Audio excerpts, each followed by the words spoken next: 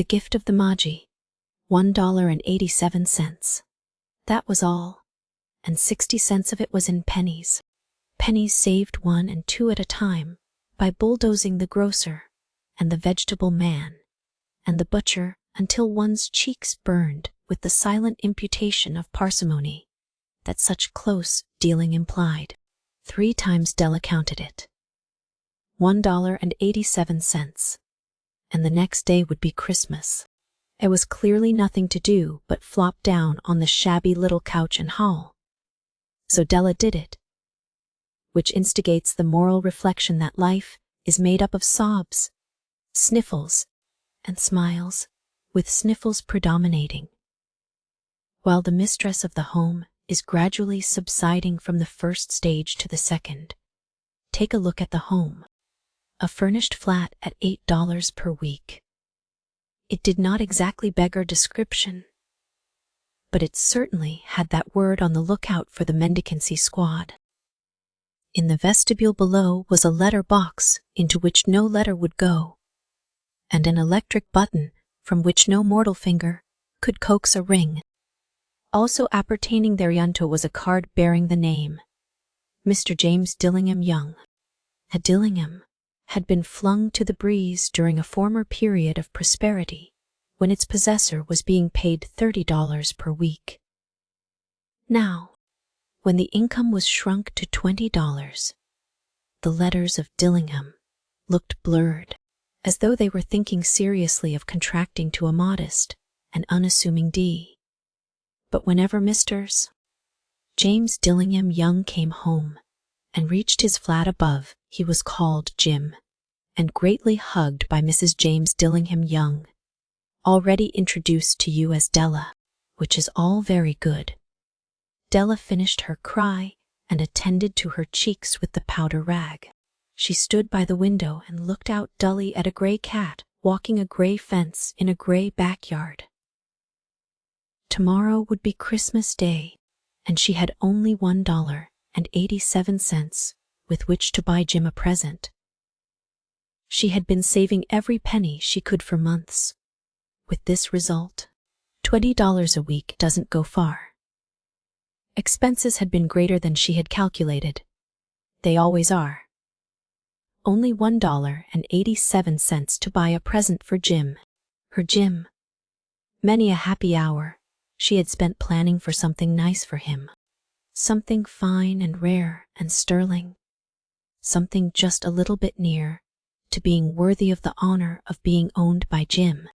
There was a pier glass between the windows of the room. Perhaps you have seen a pier glass in an $8 flat. A very thin and very agile person may, by observing his reflection in a rapid sequence of longitudinal strips, obtain a fairly accurate conception of his looks. Della, being slender, had mastered the art. Suddenly she whirled from the window and stood before the glass.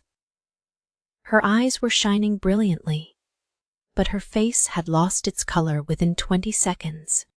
Rapidly she pulled down her hair and let it fall to its full length. Now, there were 2 possessions of the James Dillingham Youngs in which they both took a mighty pride. One was Jim's gold watch that had been his father's and his grandfather's.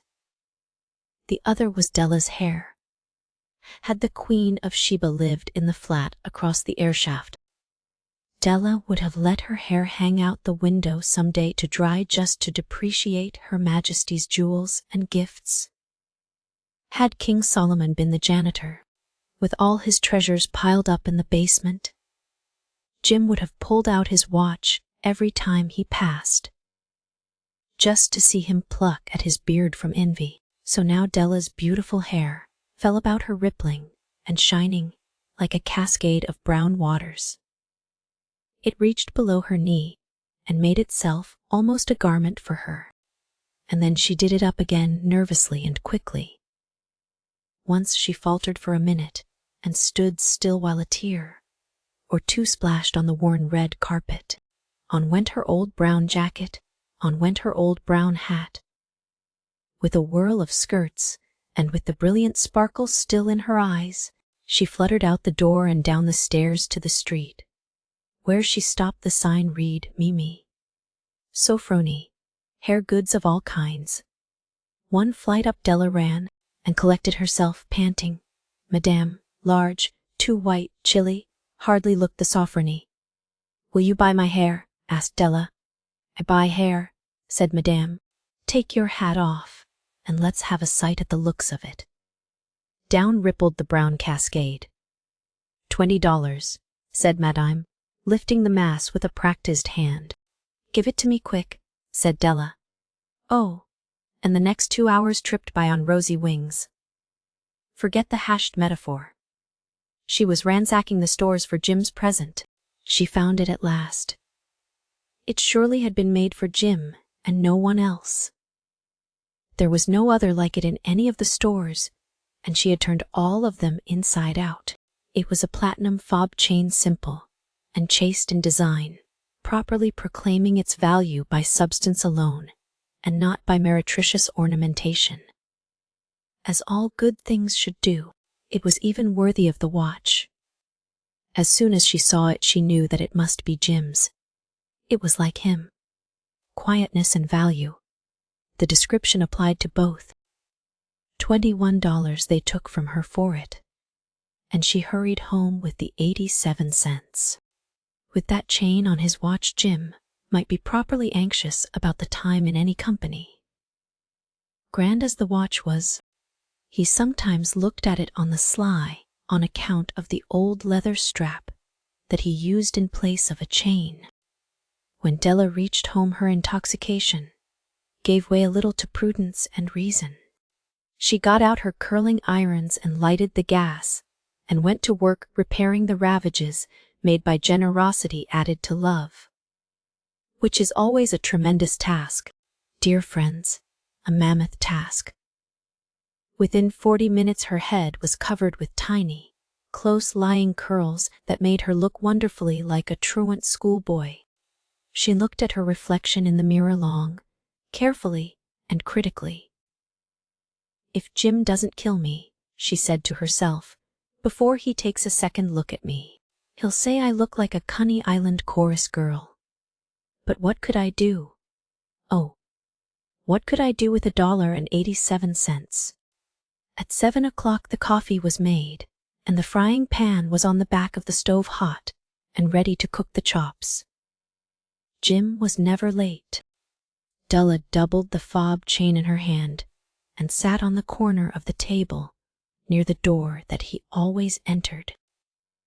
Then she heard his step on the stairway down on the first flight, and she turned white for just a moment.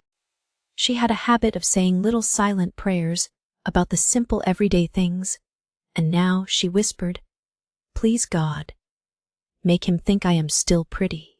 The door opened and Jim stepped in and closed it. He looked thin and very serious. Poor fellow, he was only 22, and to be burdened with a family. He needed a new overcoat, and he was without gloves. Jim stopped inside the door, as immovable as a setter at the scent of quail. His eyes were fixed upon Della, and there was an expression in them that she could not read, and it terrified her. It was not anger, nor surprise, nor disapproval, nor horror, nor any of the sentiments that she had been prepared for. He simply stared at her fixedly with that peculiar expression on his face. Della wriggled off the table and went for him. "Jim, darling," she cried, "don't look at me that way. I had my hair cut off and sold it, because I couldn't have lived through Christmas without giving you a present. It'll grow out again. You won't mind, will you? I just had to do it. My hair grows awfully fast. Say Merry Christmas, Jim, and let's be happy. You don't know what a beautiful, nice gift I've got for you." "You've cut off your hair?" asked Jim, laboriously, as if he had not arrived at that patent fact yet, even after the hardest mental labor. "Cut it off and sold it," said Della. "Don't you like me just as well, anyhow? I'm me without my hair, ain't I?" Jim looked about the room curiously.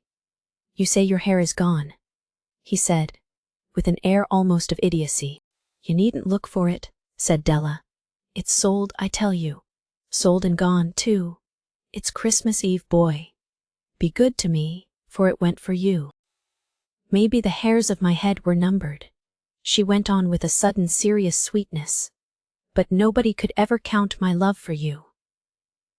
Shall I put the chops on, Jim? Out of his trance, Jim seemed quickly to wake. He enfolded his Della. For 10 seconds let us regard with discreet scrutiny some inconsequential object in the other direction. $8 a week or $1 million a year. What is the difference? A mathematician or a wit would give you the wrong answer.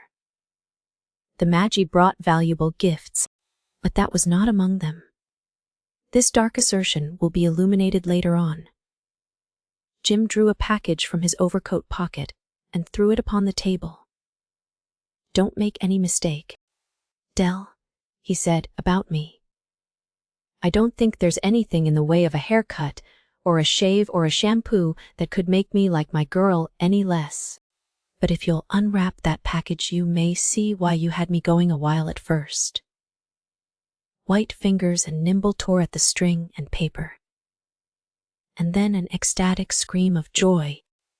And then, alas, a quick feminine change to hysterical tears and wails, necessitating the immediate employment of all the comforting powers of the lord of the flat. For there lay the calms, the set of calms, side and back, that Della had worshipped for long in a Broadway window. Beautiful calms, pure tortoise shell, with jeweled rims, just the shade to wear in the beautiful vanished hair. They were expensive calms, she knew. Her heart had simply craved and yearned over them without the least hope of possession. And now, they were hers. That the tresses that should have adorned the coveted adornments were gone. But she hugged them to her bosom, and at length she was able to look up with dim eyes and a smile and say, My hair grows so fast, Jim. And then Della leaped up like a little singed cat and cried, Oh, oh. Jim had not yet seen his beautiful present. She held it out to him eagerly upon her open palm. The dull precious metal seemed to flash with a reflection of her bright and ardent spirit. Isn't it a dandy, Jim? I hunted all over town to find it.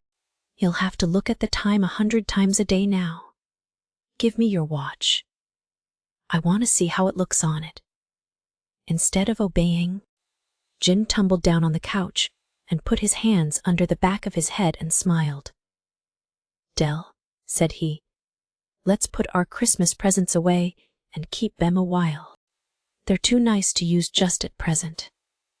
I sold the watch to get the money to buy your calms. And now suppose you put the chops on. The Magi, as you know, were wise men. Wonderfully wise men, who brought gifts to the babe in the manger. They invented the art of giving Christmas presents. Being wise, their gifts were no doubt wise ones, possibly bearing the privilege of exchange in case of duplication. And here I have lamely related to you the uneventful chronicle of 2 foolish children in a flat who most unwisely sacrificed for each other the greatest treasures of their house. But in a last word to the wise of these days, let it be said that of all who give gifts, these 2 were the wisest. Of all who give and receive gifts, such as they are wisest, everywhere they are wisest, they are the Magi. From the 4,000,000 1906.